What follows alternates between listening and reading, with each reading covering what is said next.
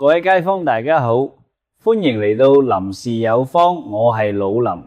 今日我想同大家講一個好嚴峻嘅問題，就係高尿酸。尿酸高已經成為困擾我哋中老年人嘅第4高，甚至好多後生仔唔知唔覺就確診咗高尿酸血症。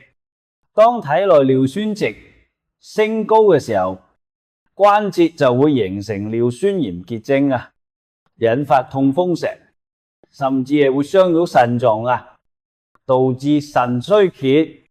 如果你唔想受痛風折磨呢，就一定要控制嘌呤嘅攝入。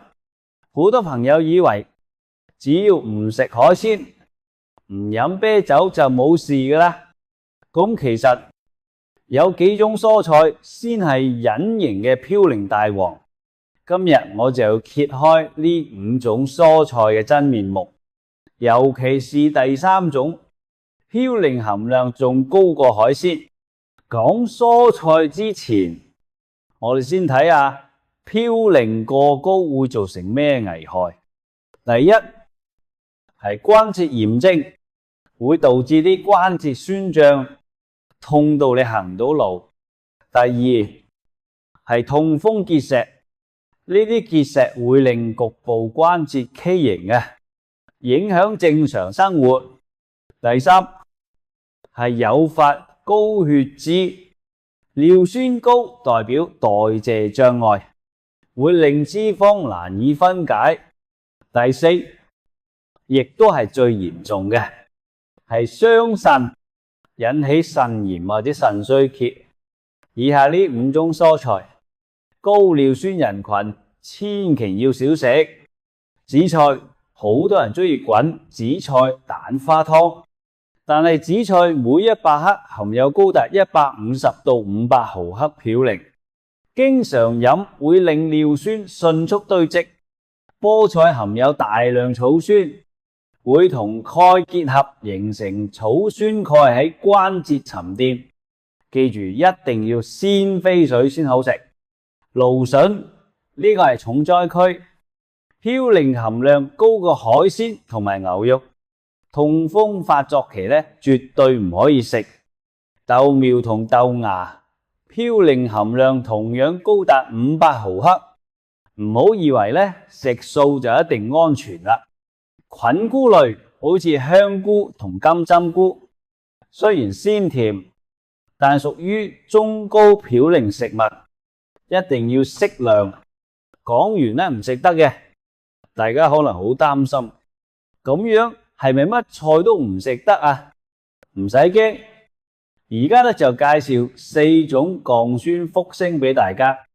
呢幾種菜簡直係尿酸嘅天然剋星，大家平時可以放心食，大膽食。第一種西芹，中和尿酸嘅清道夫。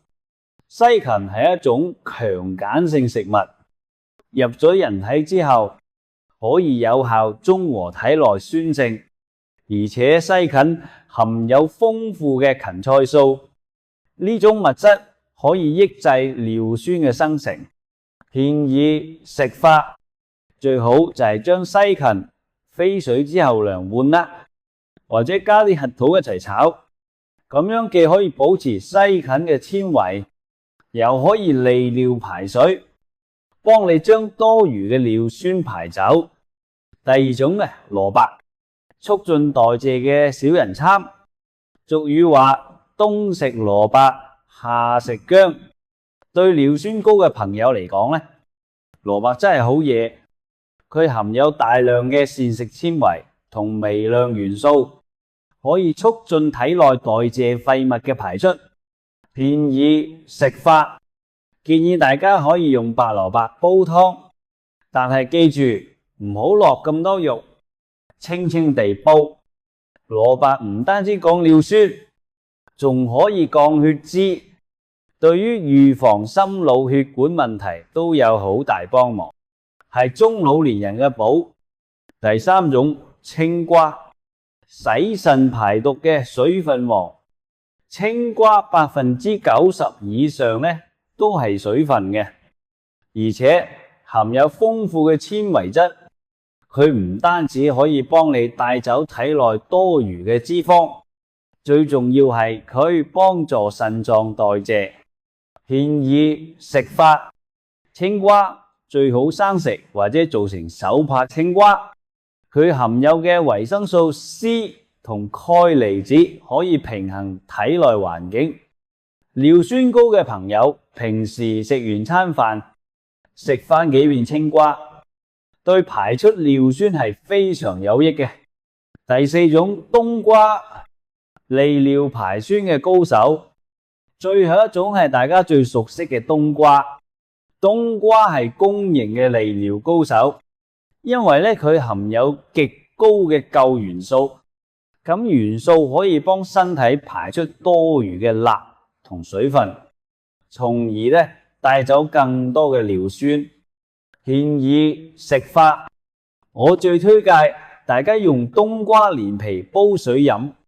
冬瓜皮嘅利尿效果其實仲好過冬瓜肉啦，而且冬瓜熱量極低。如果你平時想減肥想通便，冬瓜絕對係你嘅首選。高尿酸導致嘅併發症真係好多，大家一定要管住嘴，喺生活中慢慢調理。製作視頻唔容易，如果你覺得今日嘅分享對你有幫助，請幫我點個讚。你可以將呢個視頻收藏落嚟嘅，或者轉發俾身邊有需要嘅朋友。非常歡迎你到評論區分享你嘅生活經驗。多謝大家嘅支持同鼓勵，我哋下期見。